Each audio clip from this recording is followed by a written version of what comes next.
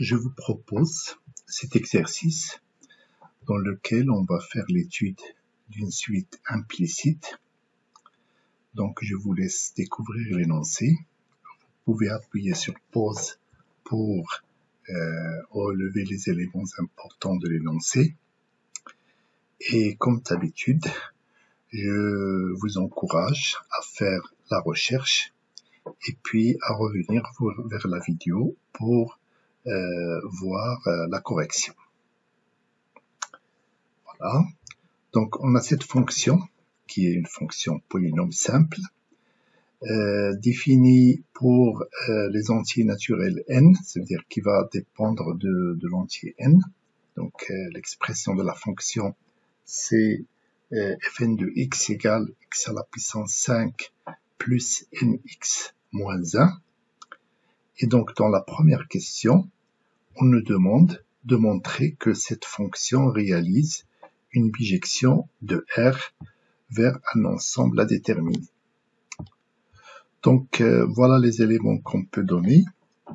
C'est que cette fonction, comme c'est une fonction polynôme, évidemment, elle est continue sur R et elle est dérivable sur R. Et quand on va calculer sa dérivée, on va trouver cette expression. Donc, on va trouver 5x à la puissance 4 plus n. Et de manière évidente, cette dérivée, cette expression, est strictement positive pour n'importe quel nombre réel. Donc, la fonction fn est strictement croissante sur R. Donc, là, ça, c'est déjà établi. Alors, bien sûr, un calcul simple montre que la limite de cette fonction en moins l'infini, c'est moins l'infini, et sa limite en plus l'infini, c'est plus l'infini. Et du coup, on peut appliquer le théorème de la bijection, qui va nous dire que cette fonction, il va établir une bijection de R vers R. Donc voilà pour cette première question. Et bien sûr, je rappelle les hypothèses de ce théorème pour pouvoir l'appliquer. Il faut que la fonction soit continue sur le domaine de définition et il faut qu'il soit strictement monotone sur ce même domaine. On passe à la question suivante. Donc bien sûr, comme cette fonction est bijective, elle admet une bijection réciproque et en utilisant toujours le théorème de la bijection, cette bijection réciproque qui est notée fn-1, elle est également continue sur R et elle a la même monotonie sur R, c'est-à-dire elle va être strictement croissante sur R. Donc voilà la réponse pour cette question. Et là, on a utilisé tout simplement ce théorème célèbre qui est le théorème de la bijection. On passe à la question C, où il faut donner la tangente, enfin l'équation, pardon, de la tangente à la courbe représentative de f, n, au point d'abscisse 1. Donc je donne d'abord la forme générale, donc y égale fn' de 1 fois x moins 1 plus fn de 1, et en faisant un petit calcul de fn' de 1 et fn de 1, on va trouver que l'équation de cette tangente, c'est cette équation-là, y égale n plus 5x moins 5. On passe à la question suivante. Et donc, dans cette question, on nous demande de démontrer que toutes les tangentes Tn, qu'on a définies dans cette question-là, vont passer par un même point. Alors, soit si on peut trouver l'intersection de deux tangentes pour deux valeurs particulières de n, mais sinon on peut constater aussi que pour n'importe quel n appartenant à n étoile, si je remplace dans cette équation le x par 0, on obtient moins 5. Donc ça veut dire que le point, si je prends le point de coordonnées 0, moins 5, ce point appartient à Tn. Et ça, indépendamment de la valeur de n. Donc effectivement, toutes les tangentes Tn se coupent en un même point, qui est le point de coordonnées 0, moins 5. On passe après à l'étude de la dérivabilité de la fonction réciproque de Fn. Donc tout d'abord, il faut montrer que Fn-1 est dérivable. Et là, il suffit d'utiliser les théorèmes du cours. On sait déjà que Fn est dérivable sur R et que cette dérivée est toujours strictement positive. Donc il ne s'annule jamais. Et donc ça suffit pour affirmer que la fonction Fn-1 est dérivable sur R. Alors on nous demande après de calculer la dérivée de Fn-1 en moins 1. Alors j'applique aussi la formule de cours qui est là. Donc Fn' de, 1 sur Fn' de Fn-1 de moins 1. Le problème qui se pose, c'est de trouver la valeur de Fn-1 de moins 1. Et là aussi, il suffit de bien remarquer le comportement de la fonction, puisque un calcul simple montre que Fn de 0 est égal à moins 1, et donc Fn-1 de moins 1, c'est 0, puisque l'application est bijective. Donc si l'image de 0 par Fn c'est moins 1, l'antécédent de moins 1, ou bien l'image de moins 1 par sa fonction réciproque, ça va être 0. Donc je remplace, voilà, donc là j'ai Fn-1' de moins 1 égale à 1 sur Fn' de 0. Et un petit calcul montre que Fn' de 0, c'est n. Donc, et là, j'obtiens Fn-1' de moins 1 égale à 1 sur n. On procède de la même manière pour n. Si je calcule Fn de 1, je trouve n. Donc, Fn-1 de n est égal à 1. Et du coup, Fn-1' de n, ce sera 1 sur F'n de 1. Et F'n de 1, c'est 5 plus n. Donc, j'obtiens ce résultat qui est 1 sur 5 plus n. Donc là, on passe à la deuxième partie où on va introduire la suite implicite. D'abord, il faut démontrer l'existence et l'unicité des éléments de cette suite. Alors, tout simplement, cette suite, elle est définie de la manière suivante. C'est Fn de xn, c'est 0. Xn, c'est l'antécédent de 0 par la fonction Fn. C'est l'antécédent unique de 0 par Fn. Alors, bien entendu, pour justifier cette existence et cette unicité, il suffit de rappeler le fait que Fn de R vers R qui est bijective, que le 0 il appartient bien à l'ensemble d'arrivée qui est R, et donc comme il appartient à l'ensemble d'arrivée qui est R et que la fonction est bijective, alors il admet un antécédent unique par Fn. Et cet antécédent unique, c'est bien sûr Xn. Ensuite, on nous demande de donner un encadrement de Xn. Alors il suffit de faire un petit calcul rapide. Alors déjà, on sait que Fn de Xn, par définition de la suite, c'est 0. Je calcule l'image de 0 par Fn, je trouve moins 1, donc c'est un résultat qui est négatif. Voilà, bon, ça se voit, mais je le marque comme ici.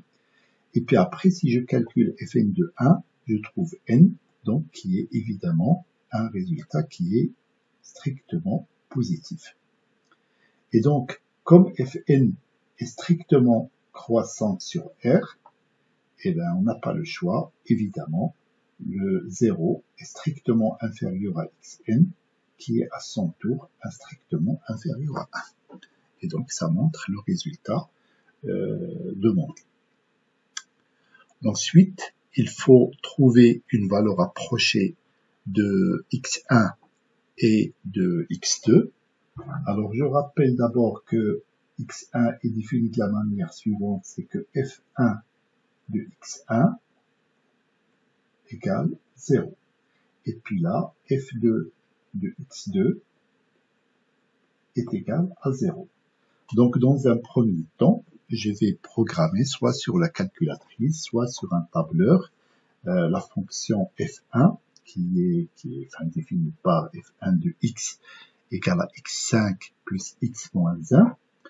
Et je vais calculer les images des réels à partir de 0 jusqu'à 1, puisque je sais que xn est compris entre 0 et 1, avec un pas de 0,01.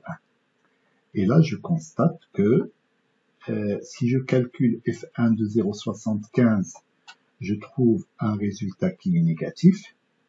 Et en passant à f1 de 0,76, je trouve un résultat qui est positif.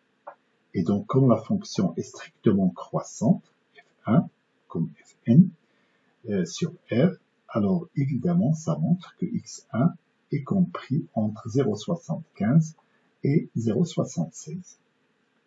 Je procède de la même manière pour f2. Donc, f2 de x, c'est x à la puissance 5 plus 2x moins 1. Et là, je constate que sur 0,48, j'obtiens un résultat qui est négatif. Et sur 0,49, j'obtiens un résultat qui est positif.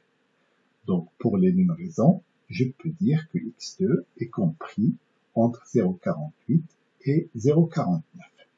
Et j'ai ainsi un encadrement de ces deux termes de la suite à 0,01 près. Maintenant, il faut étudier la monotonie de la suite xn. Alors pour ça, on nous demande de calculer fn plus 1 de xn.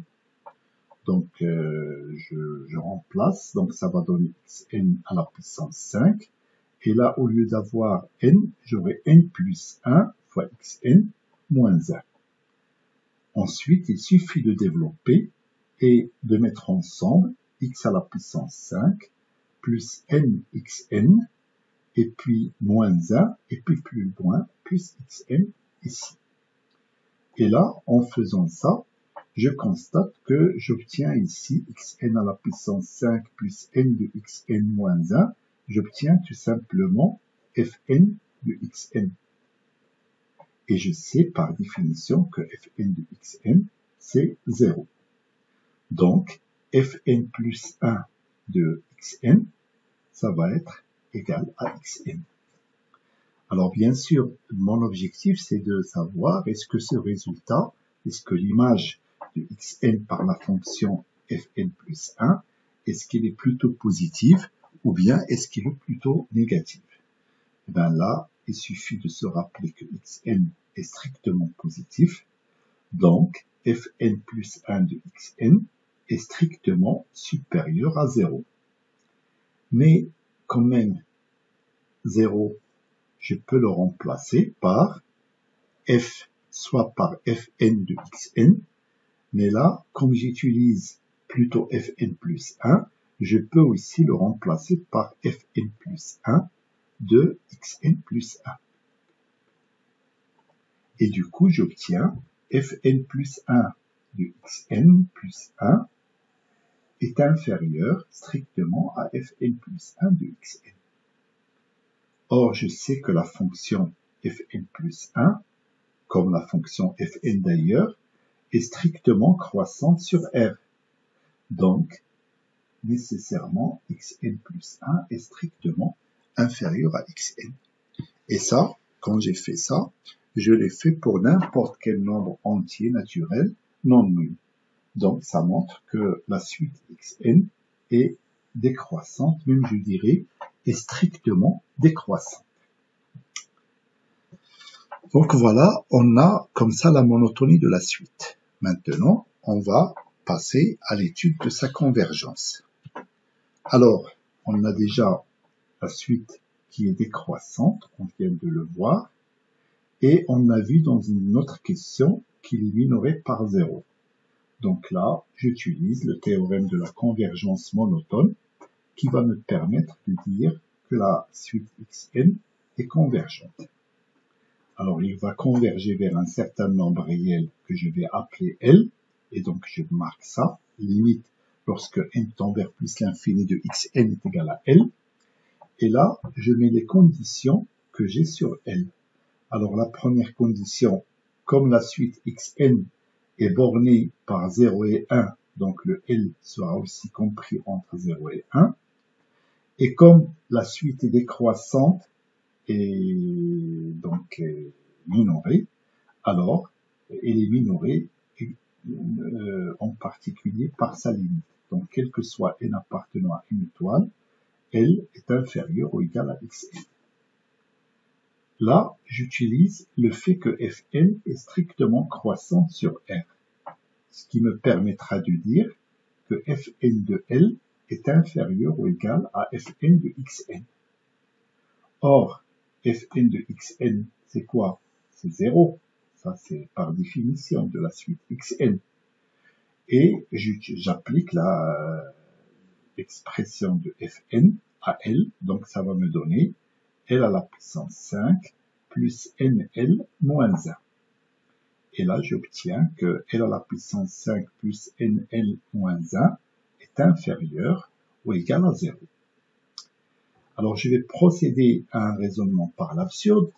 Je suppose que cette limite, puisqu'on me demande de démontrer que la limite c'est 0, que la suite xn converge vers 0.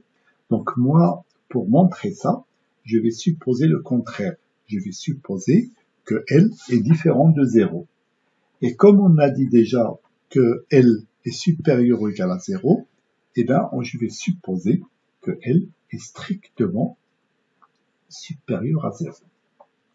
Alors ici, je reprends cette expression-là, et c'est une expression qui dépend de n, et je vais faire tendre n vers plus l'infini avec cette hypothèse, enfin l'hypothèse que L est strictement supérieur à 0. Alors évidemment, si je fais ça, et comme L est différent de 0, mais strictement supérieur à 0, cette limite, ce sera plus l'infini.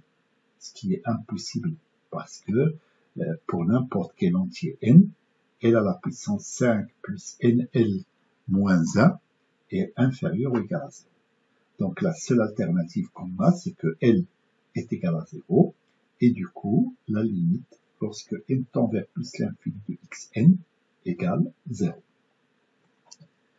Bon, donc on a déjà pas mal d'informations sur notre suite implicite. Et là, la dernière information qu'on va essayer d'avoir, c'est de comprendre son comportement à l'infini et de voir si on peut trouver un équivalent simple à cette suite. Alors, pour ça, je repars de la définition de ma suite implicite. C'est que je sais que Fn de xn égale 0. Donc, j'applique la fonction Fn sur xn, et ça me donne xn à la puissance 5 plus nxn moins 1 égale 0. Donc, j'isole le terme nxn, qui va être égal, du coup, à 1 moins xn à la puissance 5. Or, si je fais tendre ici n vers plus l'infini, xn tend vers 0. Et donc, la limite de cette expression, 1 moins xn à la puissance 5, c'est égal à 1. C'est-à-dire, comme ces deux expressions sont égales, ça veut dire que la limite lorsque n tend vers plus l'infini de nxn est égale à 1. Mais nxn, je peux l'écrire d'une autre manière. Je peux l'écrire sous cette forme-là. xn sur 1 sur n égale à 1. Et bien voilà, on a trouvé comme ça une suite équivalente à xn, et cette suite, ça sera 1 sur n. Voilà le résultat qu'on nous demande. Alors la dernière question qui se pose, c'est vrai que xn est équivalente à 1 sur n, et donc ça veut dire que vers plus l'infini, lorsque n tend vers plus l'infini, on peut approcher la suite, enfin les termes de la suite xn, par les inverses des entiers, 1 sur n. Et la question qui se pose, quelle est l'erreur qu'on fait quand on fait ça? C'est-à-dire, quel est l'écart qui est entre xn et 1 sur n? Alors, c'est pour ça qu'on a la question suivante. Et donc, l'équivalent suivant. Donc, on reprend toujours, on revient à la même expression de définition de la suite implicite. Et cette fois-ci, on va diviser, là, comme n est bien sûr strictement positif, donc là je le prends, n appartient à une étoile, donc je vais diviser toute l'expression par n. Et du coup, j'obtiens xn moins 1 sur n égale à moins x à la n à la puissance 5 sur n. Or, xn est équivalent à 1 sur n, et donc je peux multiplier par moins 1, et je peux élever le xn à la puissance 5, je peux, là, xn à la puissance 5 sera équivalent à 1 sur n à la puissance 5, et donc ça me donne moins xn à la puissance 5 sur n est équivalent à moins 1 sur n à la puissance 6. Et donc par transitivité, comme ça c'est la même chose que ça veut dire que xn moins 1 sur n va être équivalent à moins 1 sur n à la puissance 6. Ça veut dire quoi? Ça veut dire que lorsque n tend vers plus l'infini, le xn sera inférieur à 1 sur n, mais sera très proche de 1 sur n, et la différence entre les deux, elle sera de l'ordre de 1 sur 1 n à la puissance 6.